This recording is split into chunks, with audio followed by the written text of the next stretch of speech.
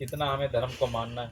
क्योंकि किसी नई जगह पे जाने के लिए, जैसे आज हम यहाँ पे आए, हमको यहाँ के मोहल्ले की कोई खबर नहीं, कहाँ कहाँ जाके प्रचार करना, लेकिन यहाँ रहने वालों ने हमको आपको बताया कि आप इस गली से चलो, आप इस गली में मुड़ो, आज यहाँ पे रहने वाले लोग हैं, कुछ वहाँ पे रहने वाले लोग, आप उस मोहल्ले में चलो, वहाँ जाके वहाँ प्रचार करो, वहाँ सबसे बताओ। तो ये गाइड की हमको आपको ज़रूरत पड़ती, जिसे दिशा निर्देश देने वाला कहा जाता। ऐसी इस ज़रूरत इस शरीर को गुरु की है कि भाई वो आपको बताएंगे किस हिसाब से आपको धर्म पे चलना है, किस हिसाब से आपको जीवन को व्यतीत करना है, किस हिसाब से आपको धर्म को मानते हुए बिना किसी काल के देश का किसी नियम का उल्लंघन किए हुए वो आपका काम आपका करवा लेंगे। लेकिन जब आप समझोगे तब, जब समझोगे नहीं तब तो आप लगे रहोगे, एक तरफ तो पूजा करते रहोगे लेकिन दूसरी तरफ जीव हत्या करते रहोगे, मुर्गा खा रहे, मछली खा रहे, जीव जंतुओं को मार मार के खा रहे, और दूसरी तरफ घंटा घंटी बजाए जा रहे, मंदिरों में जाए जा रहे। यही तो हमारे पूज्य महाराज जी कह रहे कि देखो, आप यदि अपने इतने मंदिर बनाए, इतने गुरुद्वारे मस्जिद बना दिए, यदि उनमें जाके कोई गंदगी फैलाए, कोई मांस खाने लगे, कोई वहाँ मांस काटने लगे, तो आप जाके लड़ाई कर लोगे कि भैया इतना बड़ा हमने मंदिर बनाया और उसमें आप ये गंदगी फैला रहे। लेकिन जो इस परमात्मा ने मंदिर बनाया, इतना बड़ा ये हरि मंदिर जिसे कहा जाता, इसमें हम मांस खा खा के इसको गंदा कर रहे हैं, और कितनी बड़ी सज़ा हमको आपको इसको मिलेगी। उस ईंट गारे के बनाए हुए मंदिर की तो हम आप कदर करेंगे, लेकिन ये मंदिर जो हरि मंदिर भगवान ने बनाया, इसमें हम शराब पी रहे, मांस खा रहे, जीव हत्या कर रहे, इसको जीता जागता कब्रिस्तान हमने आपने बना दिया, तो कितनी बड़ी सज़ा हमको आपको मिलेगी। और ये हमको आपको समझने की और समझाने की बात है। तो ये हमारे अपील आप सभी से कि आप अपने घरों में मांस खाना पकाना और बंद करो, ताकि आने वाली पीढ़ी का भी और आपका भी कल्याण इसी में निश्चित हो। नहीं तो आगे बहुत बड़ी बीमारियां हमारी आपकी सोच से परे आने वाली, कोई उन बीमारियों से बचाने वाला नहीं।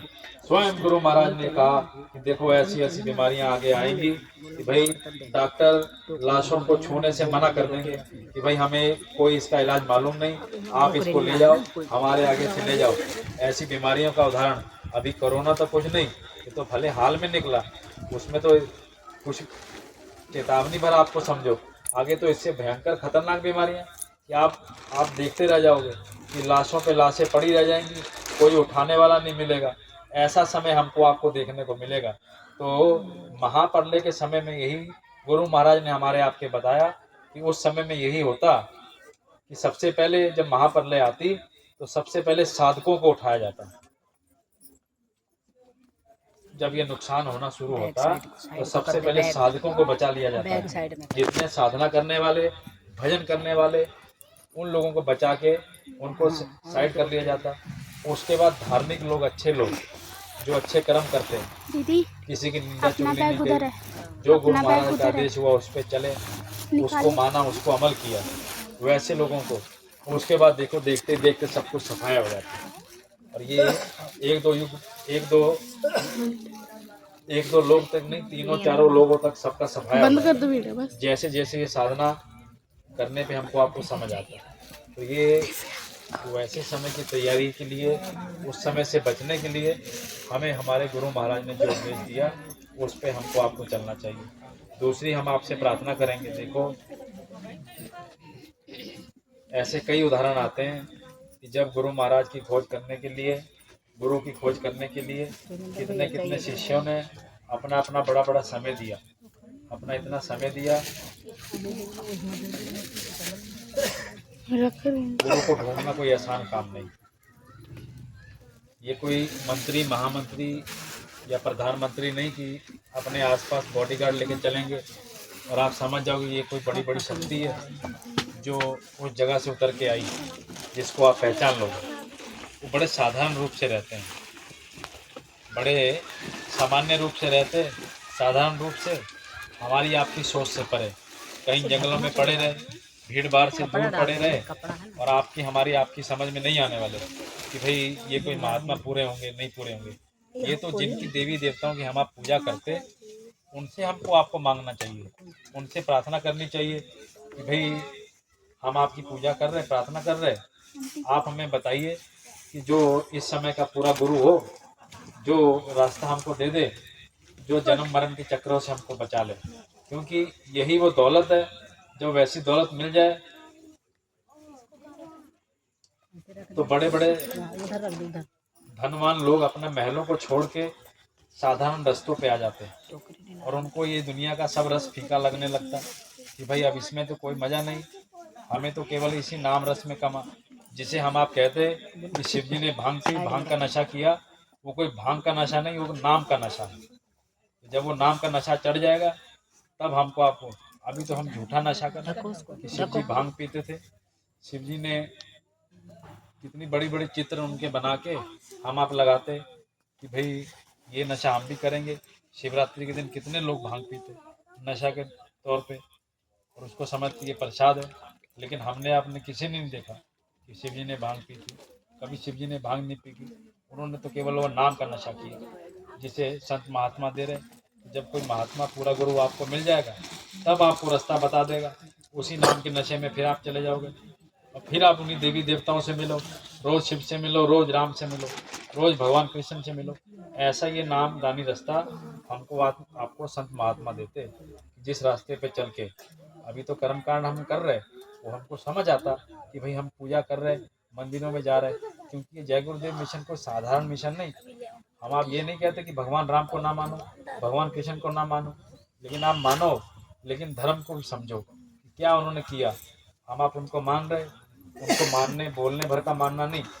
एक तरफ तो उनकी पूजा की जा रही, दूसरी तरफ जीवों को मारा जा रहा, जीवों को खाया जा रहा और कहा जा रहा कि सबसे बड़े हिंदू हम ही हैं। अरे सबसे बड़ा टीका लगा के, मंदिरों में घंटी बजा के और शाम को शराब और मांस खा के, ये ऐसे कोई हिंदू नहीं, ऐसे नहीं। जो रामायण में कहा गया उसमें भी तो ये कहा जा रहा भगवान राम ने गुरु किया, भगवान कृष्ण आए उन्होंने गुरु किया, जो भी अवतार आए जब उन्होंने स्वयं गुरु किया, तो यही गुरु का रास्ता हमको आपको बताने और समझाने के लिए चाहिए। इसलिए किसी सच्चे गुरु को ढूंढकर, तो कोई एक बार में ऐसा मिल जाए, ऐसा भी संभव नहीं कि एक ही बार में कोई पूरा गुरु मिल जाए। एक गुरु नहीं मिला दूसरा समझो, दूसरा समझ में ना आए तो तीसरा समझो। अब आप समझोगे कैसे, क्योंकि वो बॉडीगार्ड लेके या प्रधानमंत्री की तरह इतने बड़े बड़े अपने अफसर लेके तो चलते नहीं, वो तो साधारण रूप पे रहते हैं। तो उसी के लिए जिन देवी देवताओं की हम आप पूजा करते हैं, इनसे आप मांगो कि भाई हमें ऐसे गुरु को मिलाओ, क्योंकि ये सब जिसको हम आप पूजा कर रहे हैं ये सब इस शरीर के लिए, क्योंकि केवल और केवल मनुष्य शरीर ही ऐसा रास्ता है जिसमें पांचों तत्व मौजूद हैं और इसी शरीर में से उस परमात्मा को पाने का रास्ता इसी शरीर में से जाता है, और किसी योनि में और किसी शरीर में और किसी देवी देवताओं तक में भी ये ताकत नहीं कि वो परमात्मा को जीते जी पाले। वो भी अपनी भोग योनियों को भोग रहे, वो भी अच्छे कर्म उन्होंने किए और अच्छे कर्म किए, बुरे कर्म किए। अच्छे कर्म किए तो देवी देवता का उनको अवतार मिल गया, और वो भी जब समय पूरा हो जाएगा दोबारा इस संसार में उनको आना पड़ेगा। ये बड़ा जीवन का मरण चक्कर, बड़ा समझना इसको कठिन है, लेकिन महात्माओं ने इसको बड़ी सरलता से हमको आपको समझा दिया कि आप इसको समझो कि ये अच्छे बुरे कर्म का जो जाल काल ने इस देश में फैला के रखा, उसी को ये महात्मा बड़ी सरलता से हमको आपको समझा रहे और उसी से बचने का रास्ता हमको आपको समझा रहे। तो जब उस रास्ते पे आप चलोगे तब तो आप समझोगे, नहीं तो हम आप समझ रहे कि हम आज अच्छा कर्म कर रहे हैं और हम इतने अच्छे भरे कर्म करके पूरी जिंदगी भर यदि अच्छे कर्म किए जाए तब भी ये संसार से मुक्ति संभव नहीं, क्योंकि अच्छे कर्म करने के बाद स्वर्ग वैकुंठ आपको मिल जाएगा, देवी देवता का स्थान मिल जाएगा, और उसके बाद दोबारा समय पूरा होने के बाद उनको भोगने के बाद दोबारा इस मृत्यु लोक में, इस संसार में आपको आना पड़ेगा। और जब इस संसार में आओगे तो आपको किसी अच्छे घर में पैदा कर दिया जाएगा। अरे भाई अमीर घर में पैदा हो गए, कोई सेठ साहूकार बन गए, कोई अभिनेता बन गए, कहीं प्रधानमंत्री बन गए, कहीं राष्ट्रपति बन गए, और उसके बाद कहाँ अच्छे कर्म करोगे। अरे भाई अच्छे अमीर बन के, धनवान बन के भला कौन अच्छे कर्म करता है। फिर आपने बुरे कर्म किए और फिर बुरे कर्मों की सजा के लिए आपको जैसी श्वासों की पूंजी पूरी होगी दोबारा उस धर्मराज की कचहरी में खड़ा कर दिया जाएगा, और जब वहाँ खड़ा कर दिया जाएगा और फिर इसी कर्मों का हिसाब जब होगा तो बुरे कर्मों के हिसाब से दोबारा आपको इन 84 लाख योनियों में डाल जाएगा। तो आप ये मत समझो कि सारी जीवन भर यदि अच्छे भरे कर्म कर दिए जाए तो इस जन्म मरण से मुक्ति मिल जाए और बुरे कर्म कर दिए जाए तब इससे कोई, तो इन जन्म अच्छे और बुरे कर्मों को ख़त्म करने के लिए महात्मा अपना काम करते और पूरा गुरु रास्ता देते। और जब उस साधना पे आप बैठोगे तो ये अच्छे और बुरे कर्म, यानी जिसे एक तरफ लोहे की जंजीर और एक तरफ सोने की जंजीर कहा जाता, उसे महात्मा खत्म कर देते। और जब वो खत्म हो जाएंगे तब आप समझोगे इस खेल को कि भाई इसी शरीर के लिए क्या हमारा इसका उद्देश्य था। अभी ये आपको नहीं समझ आ रहा, सत्संगियों को नहीं समझ आ रहा, दुनिया वालों को क्या। इसलिए गुरु महाराज ने इसको सरलता से आसान कर दिया कि भाई आप सबसे बड़ा काम कर दो कि जाके घर घर जाके सबको शाकाहारी का सबको संदेश दे दो। कम से कम इतने ही लोग मान जाएंगे, क्योंकि खान पीन यदि शुद्ध हो जाए तभी तो धर्म समझ में आएगा और तभी ये समझ आएगा क्या हमें काम करना है क्या हमें नहीं करना है। भला शराब पी के कौन धर्म समझेगा, कौन अच्छा बुरा कर्म समझेगा। तो ये महात्माओं ने, गुरु महाराज ने बड़ी सरलता से हमारा आपका काम आसान कर दिया कि भाई इतनी बड़ी संख्या लो, भले कितने लोग हो, 10 लोग हो, 20 लोग हो, एक टुकड़ी अपनी बनाओ, प्रचार करो, जाके सबसे बता दो। और जब आप बता दोगे तो आपका काम खत्म होगा। जैसे आप समझो कि आप कहीं जा रहे हैं, आपको मालूम है कि आगे गड्ढा है, तो आपका ये फर्ज बनता कि भाई आप बता दो कि आगे गड्ढा है, आप थोड़ा संभलना, वहाँ मत जाओ। अब वो मानेगा नहीं मानेगा वो अलग बात है, लेकिन आपका कर्म पूरा हो गया। कहीं आपको इसका दोष ना लगे कि भाई हमको गुरु महाराज ने आदेश दिया और हम बता नहीं पाए, लेकिन जब आपने इस काम को कर दिया, सबसे अपील कर दी, सबसे बता दिया, तो जरूर कुछ ना कुछ बात समझेंगे सब लोग। आज भी देखो कितने जगह पे हम आप गए और सब ने, किसी ने कोई निंदा नहीं की, सब ने कहा कि बहुत अच्छा आप लोग काम कर रहे हैं, आप लोग बड़ा अच्छा काम कर रहे हैं, बहुत बड़ा आप काम कर रहे हैं, कोई चाय पानी आपके लिए, आपका सत्कार लोग करेंगे। तो महात्मा काम में कोई निंदा नहीं होती और इस काम को करने में हमें शर्म भी नहीं करनी चाहिए, क्योंकि उनके आदेश को मानने का मतलब यही कि जब गुरु नानक देव जी ने आदेश दे दिया कि भाई मुर्दा खाओ, तो कितने शिष्य भाग खड़े हुए कि भाई अब कौन मुर्दा खाएगा, कौन उनके पीछे चलेगा कि भाई ये तो मुर्दा खाने को कह रहे। तो ये नहीं समझ पाए कि भले वो मुर्दा था लेकिन केवल एक शिष्य निकला और उन्होंने कहा कि महाराज आप हमें यह बताइए कि हमें किस दिशा से इसको खाना है, मैं इसको सिर से खाऊं कि पैर से खाऊं। तो जब खाने लगे, कपड़ा उठाया तो वो हलवा निकला। तो ये हमको आपको समझने में बड़ी भूल हम आप कर जाते हैं। और ये दिखती कैसे, जब आप उसमें आनाकानी करते, हम आप उसको समझने में देरी करते, हम आप समझते कि इससे हमारा क्या फ़ायदा होगा, हम आप अपनी बुद्धि को इसमें लगा देते। तो जो व्यवस्था मालिक ने बना दी उस पर हम आपको चलना चाहिए, उसी के हिसाब से उसका पालन करना चाहिए। तो जब पालन करेंगे तो देखते देखते गुरु महाराज ने जो सत्युग लाने का बीड़ा हमारे आपके कंधों में सौंपा, जिसके लिए गुरु महाराज ने जब 20 करोड़ जनसंख्या का नामदान दे के पूरे भारत में इतना बड़ा जन जागरण गुरु महाराज ने तैयार कर दिया था, उस समय देखो गुरु महाराज को जेल तक जाना पड़ा। एमरजेंसी के समय में गुरु महाराज को इतनी मोटी मोटी क्रास की बेड़ियां पहनाई गई। जो जो समय हमारे गुरु महाराज ने काटा, उसी समय कितने सत्संगियों ने उनके समय में जेल भरो आंदोलन उस समय हुआ। जिन गुरु महाराज के कहने पे जिन सत्संगियों ने टाट पहना, उन्होंने उस समय गुरु महाराज के साथ रह के जेल में उस समय काटा। ऐसे ऐसे उदाहरण हुए कि माताओं बहनों के बच्चे तक जेल में हुए। ऐसा समय गुरु महाराज ने सरकार के समय में देखा। तो देखो इतनी बड़ी तकलीफ महात्माओं ने अपने समय में सही, और सतयुग लाने के लिए गुरु महाराज ने कहा कि भले भले 400 सालों तक हमको रहना पड़े, कि जो काम हमें करना मैं करके जाऊंगा। तो जो ये दाढ़ी यदि सफ़ेद से काली से सफ़ेद हो सकती, तो सफ़ेद से काली भी हो सकती। ये गुरु महाराज के इशारों को, उनके वचनों को हमको समझना चाहिए, उनको भूलना नहीं चाहिए। जहाँ हम भूलते वहाँ हम गलती करते। लेकिन जब गुरु महाराज ने कह दिया कि भाई इतना बड़ा जेल का समय गुरु महाराज ने काटा, हमको आपको तो इतनी तकलीफ ही नहीं हो रही, हमको कहाँ इतनी समस्या है, लेकिन उसमें भी हम आप घबरा जाते कि भाई आज भी प्रचार निकलेगा, आज हमें प्रचार से भागना है, आज हमें थोड़ा रुक के जाएंगे, थोड़ा लेट जाते हैं, और कहाँ 9 बजे कोई आता है, कहाँ 10 बजे 11 बजे आएंगे। तो ये बड़ी बड़ी गलती हम सब तो अपना करते ही, दूसरा हम संगतों में भी इस काम को, गुरु महाराज के आदेश को लेट कर देते। आज हम 12 बजे सोचे थे सब लोग कि 9-10 बजे तक सब इकट्ठा हो जाएंगे और उसके बाद प्रचार हो जाएगा, लेकिन देरी होते होते कोई कितने बजे आ रहा है, कोई कितने बजे आ रहा है, इतनी बड़ी देरी हमारी आपकी, ये गुरु महाराज के काम में विघ्न इससे पड़ता है। हमको आपको इस पर सोचना चाहिए। तो जो काम हम आप कर रहे हैं, संगतों को बताने का, जगह जगह घूम के, क्योंकि एक बार गुरु नानक देव जी के समय का उदाहरण आता, जब गुरु नानक देव जी पूरे दुनिया में घूम घूम के प्रचार कर रहे थे, उस समय की बात है। कई गांव मिलते थे, जैसे हम प्रचार करने जाते तो कई अच्छे लोग मिलते, कई बातें सुना देते कुछ लोग। तो उस समय कुछ गांव के लोग मिले, उन्होंने कह दिया कि भाई तुम लोग क्या कर रहे, तुम लोग प्रचार कर रहे। उन्होंने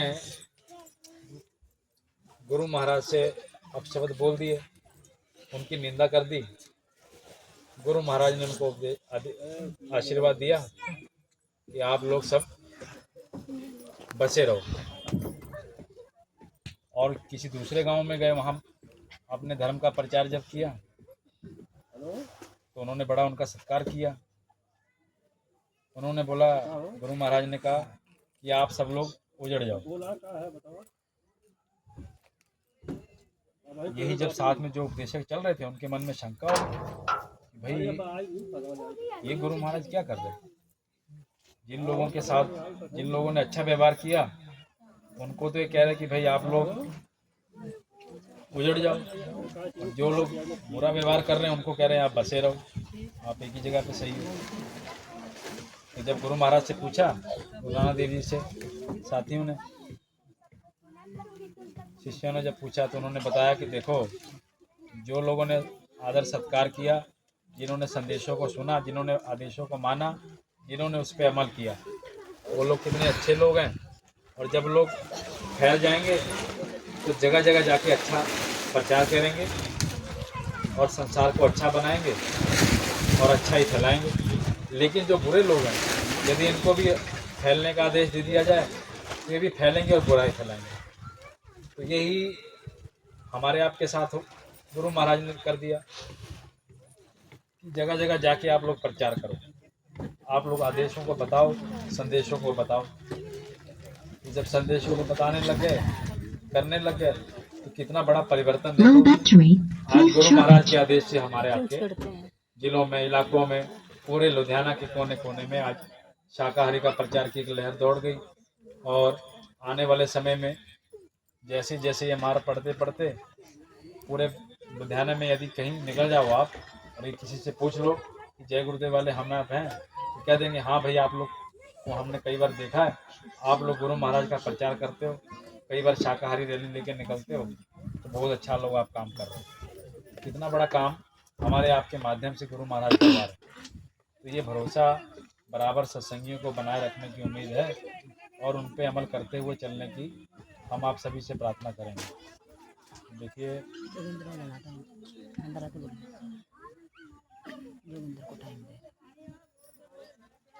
क्या टाइम दे दो उनको, फिर हो गया वो टाइम दे दो। इसी के साथ देखिए मैं अपनी वाणी को विराम देता हूँ। जो हमारे गुरु महाराज का आदेश था, संदेश था, मैं उम्मीद करता हूँ गुरु महाराज के वचनों को आप सब समझो और मथुरा चलने के लिए आप सब लोग अपने अंदर तैयारी बनाते हुए, नए पुराने लोग और जो भी नए लोग इस इलाके से भी चलने के लिए तैयार हों, आप सभी लोग यहाँ संपर्क कर सकते। हम लोग हर एक साल में 4 बार मथुरा के लिए जाते हैं। तो हम आप सभी से प्रार्थना करेंगे कि भगवान श्री कृष्ण की नगरी मथुरा में गुरु महाराज का मंदिर, भव्य मंदिर बना हुआ। यहाँ कोई बुराई नहीं चढ़ाई जाती, यहाँ कोई धन दौलत नहीं चढ़ाई जाती। यहाँ केवल और केवल अपनी एक बुराई चढ़ा के आपकी कोई मनोकामना पूरी होती है। वहाँ साफ लिख कर भी लगाया हुआ कि भाई कोई मांस शराब पीने वाला अपनी कोई सेवा इसमें ना डाले, बहुत आपकी कृपा होगी। तो पूरे भारत में केवल एक मंदिर हमको आपको ऐसा देखने को मिलेगा कि भाई जहाँ धन दौलत नहीं, बल्कि एक आधी बुराई चढ़ाकर अपनी महात्मा अपना काम करते हैं। मंदिर में बैठा वो जीता जागता देवता हमारी आपकी मनोकामना पूरी करता है। तो हम आप सभी से अपील करेंगे कि आप सभी लोग, क्योंकि ये जय गुरुदेव नाम कोई साधारण नाम नहीं, हम लोग जिसका प्रचार कर रहे हैं ये कोई साधारण नाम नहीं। गुरु महाराज ने स्वयं इसको कहा कि जब आप कोई भारी मुसीबत में फंस जाओ तब आप 10 बार जय गुरुदेव नाम को याद करना। पहले आप सभी देवी देवताओं को, नाथ रिश्तेदारों को, परिवार वालों को, जिनको आप जानते मानते, सबको आप याद कर लेना। जब कोई मदद के लिए ना मिले तब 10 बार जय गुरुदेव बोलना, मैं वहाँ आपकी मदद के लिए मिलूँगा। देखो, जय गुरुदेव मिशन कोई साधारण मिशन नहीं, बहुत बड़ी तैयारी आने वाले भविष्य के लिए संगठन कर रहा है। और धर्म को मानते हुए, धर्म की रक्षा करते हुए, धर्म पे चलते हुए, घर परिवार में रहते हुए कैसे उस परमात्मा को पाने का रास्ता और तरीका हमारे गुरु महाराज, पूज्य महाराज जी मथुरा में देते हैं। तो हम आप सभी से प्रार्थना करेंगे कि आप सभी लोग, नए पुराने लोग, मथुरा में इस बार 8 से 12 तारीख का ये कार्यक्रम होगा। तो आप सभी लोग 6 तारीख को ये गाड़ी दाना मंडी से मथुरा के लिए जाएगी। तो आप सभी से हम प्रार्थना करेंगे कि आप सभी सहयोगी रूप से गाड़ी के साथ चलने के लिए अपना पूरा सहयोग करेंगे।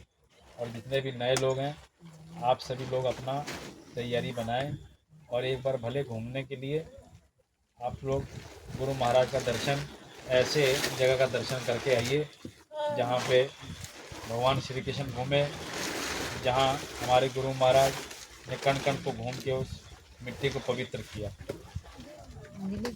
तो 6 तारीख को, 6 दिसंबर को यहाँ दाना मंडी से हमारी गाड़ी यहाँ से जाएगी। तो जो भी लोग चलने के लिए तैयार होंगे, आप सभी लोग अपना अपना नाम, तैयारी सहित उसमें बता देंगे। वहाँ पे आपके लिए रहने खाने की सारी व्यवस्थाएं, पूरी कुल व्यवस्थाएं आपके लिए मौजूद हैं। किसी तरह की वहाँ आपको समस्या नहीं आएगी। तो इन्हीं के साथ मैं अपनी वाणी को विराम देता हूँ। कहने सुनने में यदि कोई भूल हुई हो तो आप हमें छोटा छोटा समझ के क्षमा करेंगे। जय गुरुदेव।